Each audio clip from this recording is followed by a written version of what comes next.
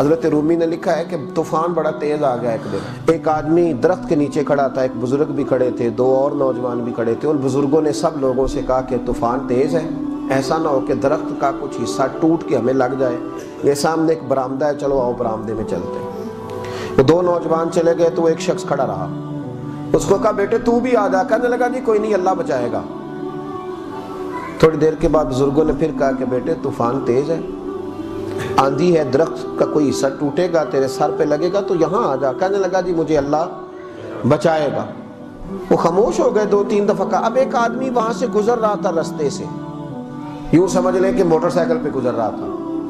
اس نے گزرتے ہوئے کہا کہ بھائی برآمدے میں چلا جا, طوفان تیز ہے, کوئی چیز تیرے سر پہ لگ جائے گی.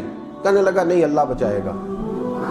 ایک اور گزرا, سمجھ لیں ایک مہران والا گزرا, اس کو کوئی لالچ نہیں تھا, تعلق نہیں تھا. اس نے گاڑی کا شیشہ نیچے کیا اور اس کو پیار سے کہا کہ میاں میں پیچھے سے ہو کے آ رہا ہوں, وہاں میں نے کئی کھمبے گرے ہوئے دیکھے, تو اس طرح کر, تھوڑا اندر ہو جا, طوفان تیز ہے. اس نے کہا کہ مجھے اللہ بچائے گا. ایک تیسرا آیا, سمجھ لیں بڑی کار والا آیا.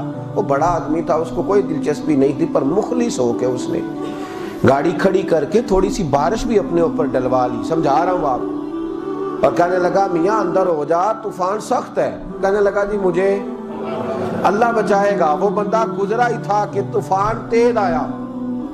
ایک اتنا بڑا درخت کا حصہ, ایک موٹی ٹہنی, تنا اتنا موٹا, اوپر سے زور سے گرا, اور جب اس کے پیچھے لگا سر کے تو دھڑام سے زمین پہ گرا, سر پھٹ گیا, روح پرواز کر گیا. وہ جو دو نوجوان کھڑے تھے نا بابا جی کے پاس, وہ کہنے لگے حضرت صاحب ہمیں ایک مسئلہ سمجھائیں کہ اس بندے کا توکل اتنا مضبوط تھا کہ جس نے بھی اس کو کہا, اس نے کہا مجھے اللہ بچائے گا. جس نے بھی کہا تو گزر جا, تو اس نے کہا کہ مجھے اللہ, تو چاہیے تو یہ تھا نا کہ رابی سے بچاتا, تو یہ تو مر گیا ہے.